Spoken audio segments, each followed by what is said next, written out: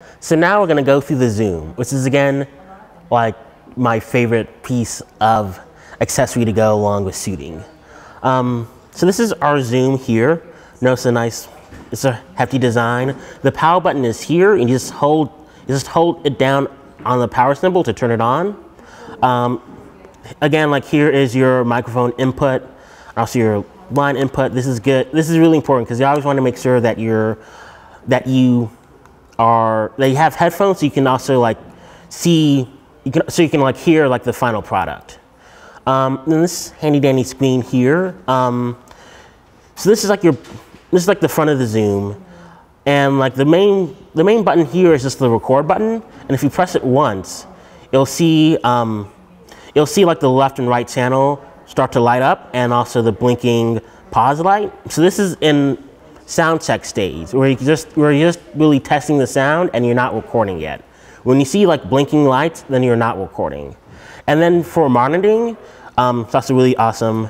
You see like the left and right channels here, and then you usually want to place your zoom so that both channels are reaching more than -6, but not quite 0, because then you'll really be popping out your speakers. So about here would be a good position. And then you press it again to start it. It's recording now. Then stop it. Then you can also change the input. So if you're like shooting from, a wired lavalier mic and you're putting in a XLR, you can just like switch to input 1, and that'll change it from getting sound from the input instead of the microphones here. Sweet. So now I'm just going to go through a couple more features that the Zoom audio recorder has. You'll notice like there's several hotkeys down here. For me, like 2 important ones is just like folder, so you can change which folder your audio records in to help you organize your footage. Then there's also this wave button, number 4, which switches like how you record your audio from like a wave file, which is much more better for editing, and between an MP3 file, which is a more compressed sound file. Also up here, notice like these 2 awesome microphones on top, but also they have degrees and you'll see really, if you can zoom in, you'll see like this one is at a 90-degree angle, and this one is at a 120-degree angle. And then you can also switch them. So if they're both at a 90, they record in like a 90-degree angle outwards, and then 120 is a bit more omnidirectional. So on your side next to your power is your USB plug, so you can plug it into your computer and transfer files and just like do basic management. This is volume for your headphones.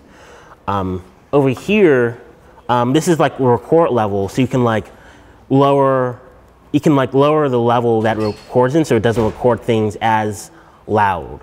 Your menu button, your dial button. Also, handy tip, this is where everything records from the SD card, which you can easily pop out and place in your computer.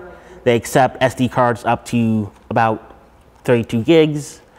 Then on the bottom, this is where you plug in your XLR cables, like so.